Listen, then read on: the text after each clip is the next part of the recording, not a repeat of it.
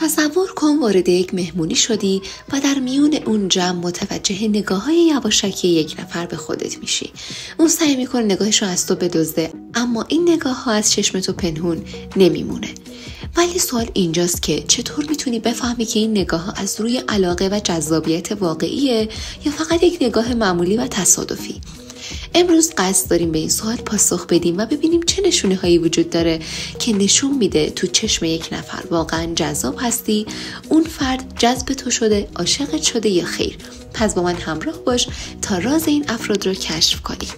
سلام و عرض ادب دارم، اینجا لول اپ. خوش اومدی به این ویدیو. امروز قراره راز افرادی رو کشف کنیم که تو جمع‌ها و مهمونی‌ها نگاه‌هاشون از چشم ما پنهون نمیمونه. بدون معطلی بریم برای ادامه این ویدیو و بررسی نشونه های جذابیت. قبل از هر چیزی در مورد اول میخوام نشونه های اولیه جذابیت رو با همدیگه بررسی کنیم.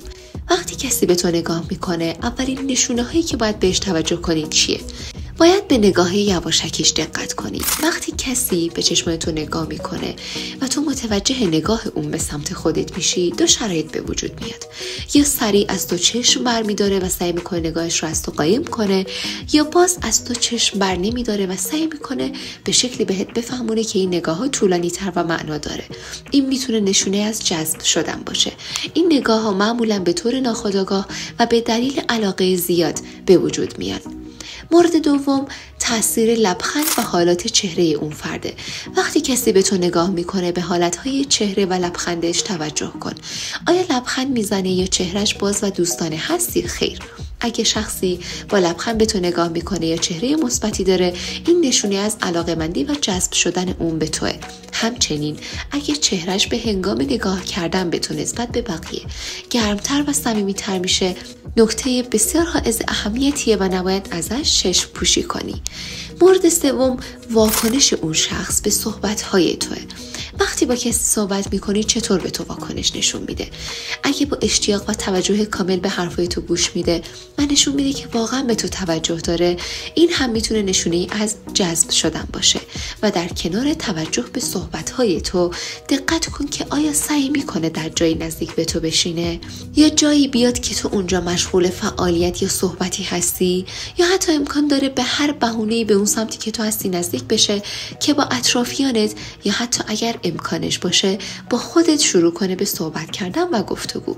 این رفتارها میتونه نشونه ای از تلاش برای جلب توجه تو باشه. زبان بدن یک بخش بسیار مهم از جذابیت چشمیه.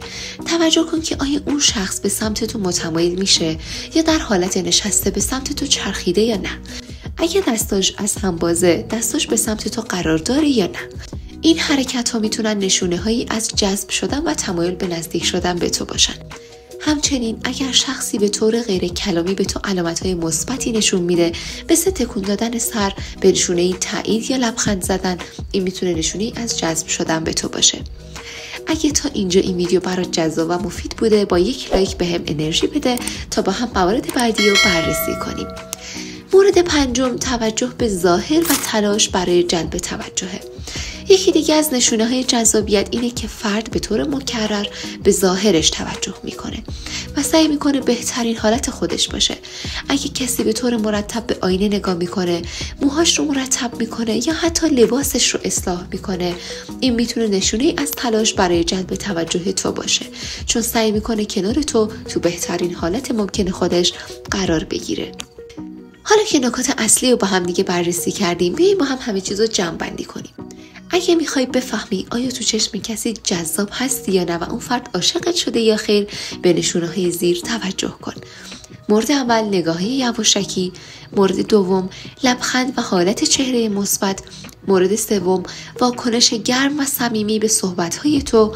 مورد چهارم، زبان بدن باز و نشانه‌های غیر کلامی. و مورد پنج، توجه مکرر به ظاهر و تلاش برای جلب توجه. با توجه به این نکات میتونی راحت‌تر تشخیص بدی که آیا کسی به سمت تو جذب شده یا خیر. تو کامنت ها برام بنویس که تا الان این علائم رو تو کسی دیدی یا نه. اگه از این ویدیو لذت بردی و فکر میکنی نکاتش به کارت اومده، حتما لایک کن و نظرت رو برام بنویس. برای دیدن ویدیوهای بیشتر و یادگیری نکات جدید هم لول اپ رو سابسکرایب کن و زنگوله رو بزن تا هیچ ویدیویی رو از دست ندی.